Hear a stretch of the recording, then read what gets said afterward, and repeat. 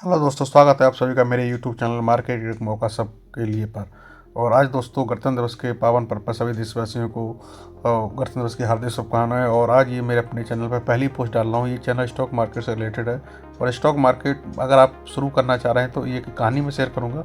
उसको अगर कहानी को आपने समझा तो कहानी को समझा और उस कहानी को समझने के बाद जो उसकी लर्निंग है, अगर वो अपने स्टॉक मार्केट की यात्रा में अगर आपने अप्लाई की तो कहीं ना कहीं ये आपके लिए एक बहुत ही लाभदायक और आगे आप इससे जो लर्निंग होंगी अपने स्टॉक मार्केट में इम्प्लीमेंट करेंगे तो बहुत कुछ आप इस कहानी से सीख के जाएंगे। तो बेसिकली मैं कहानी लूँगा। बेसिकली आज जो स्टॉक मार्केट जो लोग समझते हैं वो तो इसकी वैल्यू करते हैं, जो नहीं समझते वो आज भी उसको जुआ समझते हैं। तो बेसिकली जुआ सब जो कि महाभारत में भी एक जुआ हुआ था, उस जुआ से मैं लर्निंग लूँगा। महाभारत के समय में जो जुआ हुआ था वो कौरव पांडवों के बीच में हुआ था। पांडव जो कि पांचों भाई अपने अपने फील्ड के धुरंधर थे। जैसे कि युधिष्ठिर भाला में निपुण थे, भीम गदा में निपुण थे, अर्जुन धनुषधर और छोटे भाई नकुल सहदेव तलवारबाज थे। इसके अपोजिट कौरवों में भी जो मैन उनके साथ थे वो थे उनके मामा शकुनी।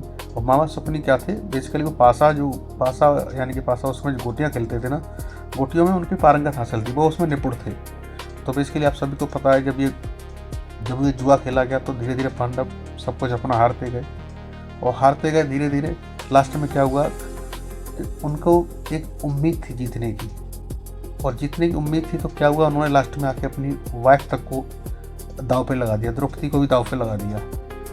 जिसका रिजल्ट क्या हुआ, परिणाम स्वरूप क्या हुआ कि वो लास्ट में उस द्रौपदी को भी हार गए। तो बस अब जो मैं लर्निंग उस महाभारत से है वही मैं शेयर करना चाहूँगा। जैसे कि पहली लर्निंग, आप जिस फील्ड में मास्टर हैं आप उसी काम को कर सकते हैं। यानी कि जो पांडव बने थे पांडव के युद्ध के लिए बने थे, न कि वो जुआ के लिए बने थे। तो आज के युग में आप मालूम पड़ा आप किसी पद पे कार्यरत हैं, आप डॉक्टर हो सकते हैं, वकील हो सकते हैं, इंजीनियर हो सकते हैं, रजिस्टर्ड ऑफिसर हो सकते हैं, कुछ भी हो सकते हैं। अगर आप सामने वाले को किसी को देख के आप इन्फ्लुएंस में आके ट्रेडिंग करना शुरू कर दें तो ज़रूरी नहीं कि आप उस फील्ड में सक्सेस हो जाए। ठीक उसी प्रकार जैसे कि मामा शकुनी का कार्य क्या था, वो उस पासा में मास्टर थे, वो अपने उस फील्ड में निपुण थे वो। तो बेसिकली हमें किसी को इन्फ्लुएंस में नहीं आना, पहली बात। दूसरी लर्निंग, आज भी हम स्टॉक मार्केट में देखते हैं तो लोग बाग क्या करते हैं, रिवेंज ट्रेडिंग करते हैं, फोमो करते हैं, फोमो हो गया, रिवेंज हो गया, या होप ट्रेडिंग करते हैं, ग्रीड है, ये सारी चीज़ें, ओवर कॉन्फिडेंस, सारी चीज़ें आज मतलब ये उस समय महाभारत के समय भी था। कैसे कि अगर होप नहीं होती उन्हें तो अपनी वाइफ को दांव पर नहीं लगाते, है ना, द्रौपदी को दांव पर नहीं लगाते। वो क्या था, होप ट्रेडिंग थी एक तरह की। उन्होंने होप की, होप में एक लगाया कि हो सकता है सब कुछ वापस आ जाए। यही लोग आजकल करते हैं। तो होप ट्रेडिंग क्या है कि लोग आज होप ट्रेडिंग कर रहे हैं कि उन्होंने जो कुछ हुआ लगा दिया दांव पे और लास्ट में मालूम पड़ा उनके हाथ में कुछ भी नहीं रहा। तो हमें वो नहीं करना है, यानी कि हमें ग्रीड नहीं करना है, होप ये हमें कुछ भी चीज़ रिवेंज ट्रेड नहीं करना है, ये ट्रेड हमें अवॉइड करनी है, क्योंकि हमें महाभारत की लर्निंग है।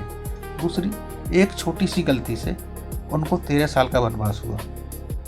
हमारा क्या होगा, हम अपने कैपिटल अगर मालूम पड़ा हमने आज की डेट में अगर कोई हम ट्रेड कर रहे हैं और हमें मालूम अपना जो भी हमने कैपिटल लगा दिया तो हो सकता है तो वनवास तो नहीं, लेकिन अपना कैपिटल हम गवा देंगे। तो एक तरह का हमारे लिए क्या हुआ, कहीं ना कहीं हम हमारे नियर डियर सब क्या प्रॉब्लम में आ जाएंगे। तो बेसिकली हमें कभी भी बेसिकली उस कहानी को ध्यान में रखते हुए हमेशा कोई भी काम कर रहे हैं वो कहानी जरूर हमें, अगर ट्रेडिंग कर रहे हैं तो ट्रेडिंग के फील्ड में उस कहानी का जरूर वैल्यू करें। हम जो काम कर सकते हैं उसको करें, कभी होप में ट्रेड ना करें। अपने फील्ड को आइडेंटिफाई करें, क्या मैं स्किलफुल हूँ। अगर आप वास्तव में ट्रेडिंग के फील्ड में आना चाह रहे हैं तो आप एक राइट मेंटर ढूंढें, राइट मेंटर के पास जाएं, पहले अच्छी तरह ट्रेडिंग को समझें, सीखें, अपनी रिस्क रिवार्ड, अपनी साइकोलॉजी, और बेसिकली मेन चीज़ क्या है, कोई एक अपनी स्ट्रेटजी, उस स्ट्रेटजी का बैक टेस्ट करें। उसके बाद फिर अपना फॉरवर्ड ट्रेडिंग में धीरे धीरे हल्के अमाउंट से फिर अमाउंट बढ़ा के अपनी रिस्क के हिसाब से, क्योंकि आपको रिस्क को मेंटेन करना है। तो बेसिकली जो महाभारत की मेन जो लर्निंग थी वही मैं लर्निंग बस इसमें समझाने की कोशिश की। मेन लर्निंग जैसे आप जिस फील्ड में एक्सपर्ट हैं उसी काम को करें, दूसरे के इन्फ्लुएंस में ना आए, अपनी रिस्क को आइडेंटिफाई करें। अगर आपकी रिस्क कितनी है कभी भी कोई ऐसा काम ना करें, अपनी लिमिट से ज़्यादा रिस्क ना लें जिसकी वजह से आपके परिवार को दिक्कत हो।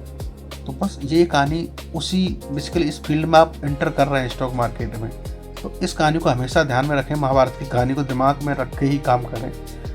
क्योंकि देखो आपने वहाँ भी भाई सब एक्सपर्ट है, लेकिन वो बेसिकली जुआ के लिए बनी नहीं थी अंदर, लेकिन वो क्या हुआ उस काम को तैयार हो गए उस काम के लिए। तो कहीं ना कहीं क्या है, आप जब तक अपने आप को नहीं आइडेंटिफाई करोगे हु आई एम, क्या I am best for trading, जब तक आपको ये नहीं मालूम पड़ेगा कि ट्रेडिंग के लिए मैं हूँ, तब तक किसी के इन्फ्लुएंस में ना आए। जो आप कर रहे हैं उसमें अपनी एक्सपर्ट बने। अगर आपको लग रहा है ट्रेडिंग कर सकते हैं तो ट्रेडिंग को पहले अच्छी तरह समझें, उसके बारे में जानें, और फिर आप क्या करें, ट्रेडिंग के फील्ड में आएँ।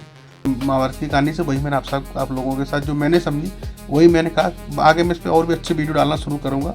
बस मैंने पहला वीडियो था तो मैंने कहीं ना कहीं कुछ अच्छी जो बेस्ट जो मेन चीज़ है अगर वो नहीं समझ पाए तो बेकार है। हम दूसरों के स्क्रीनशॉट देख के प्रॉफिट के, या मालूम पड़ा किसी ने कुछ स्ट्रेटजी बता दी किससे ये होता है, कोई इंडिकेटर कुछ भी XYZ लगा के किसी ने अपनी गाड़ी दिखा दी, किसी ने अपनी लाइफ स्टाइल दिखा दी, हम अगर उसके इन्फ्लुएंस में आ गए तो कहीं ना कहीं हमें क्या होगा, हमें पछतावा ही होगा। तो हमें इन चीज़ों से इग्नोर करना है, सिर्फ हमें अपने आप को पहले देखना है कि क्या मैं ये काम कर सकता हूँ।